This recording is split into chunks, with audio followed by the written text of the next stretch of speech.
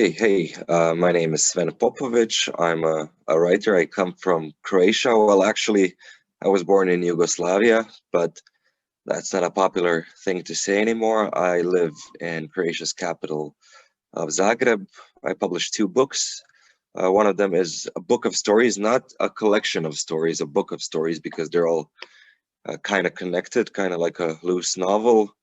They're about young people in Zagreb and any other town, basically students, just trying to keep it together, disillusioned, in their late 20s, early 30s, realizing that life isn't what they thought it would be at the moment. But this one has nothing to do, well, it has something to do with young people, but not in a generational kind of sense. It's more like magical realism, sort of fantastic. It's called The Kid and Leviathan, and it's going to be illustrated by a great artist called Klasia Habjan, and it's going to be, well, hopefully it's going to be a good book, but I know the illustrations will be great.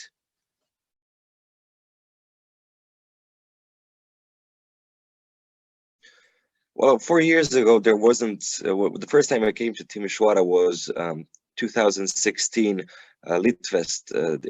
Is the name of the festival. Tudor Krecu or Krecu, Tudor Krecu, yeah, invited me. It was great because I managed to meet a lot of Romanian authors I otherwise would not have met. I mean, festivals are always a lot of fun because writers are, well, an interesting crowd, but I also met two great people, Raluca and Oana, who later on opened a bookstore, the two Owls La Do Bufnice. I probably said that incorrectly, but you'll forgive me for that.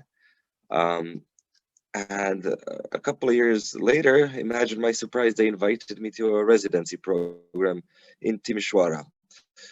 And it's great. I mean, you get away from work for a month, you get to hang out with some more writers, and you get to write completely undisturbed. So to me, it was great because Timișoara to me is almost like a magical city. The architecture, the city center, the cathedral, the kind of mix between the east and the west.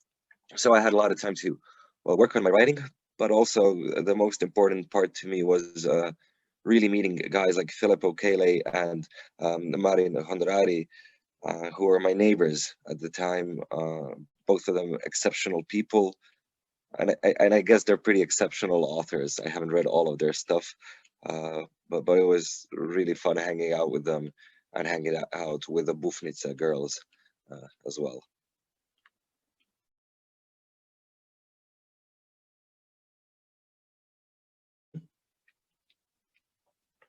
Yeah, as I said, during the residencies, the best part is you get all the time in the world to work on your stuff. And to me, it was working on, well, the novel I'm working on, which I mentioned, and I wrote like 20, 25 pages, which it doesn't sound like much for a month, but to me that's a lot, especially seeing as it's quite a short novel as well. And I also managed to, I think I managed to, yeah, edit two interviews, not interviews with me, but interviews I conducted while I was there, as well as organize some other stuff in my life. So I was, one of those annoying productive people. I was annoying my neighbors the whole time by saying, "Oh, I wrote 2 pages today," or "I wrote half a page," or something like that. So yes, I was annoying and productive.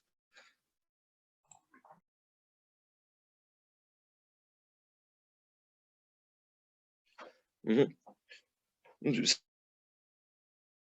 As a kid, and I spent a lot of time in one of the bookshops because they used to leave me there, would drink in a bar across the bookstore. So there's that.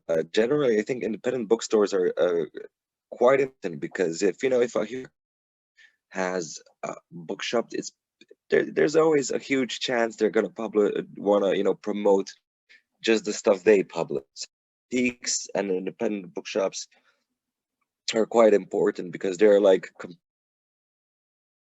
and a lot of different worlds. And what I loved about Timișoara when I was in the Bufnica bookstore, well, you guys seemed really all of your customers. You knew them. You knew what they were reading and stuff like that. So it's not only about literature. It's also, I think, there's a big sense of community there as well. So there's that.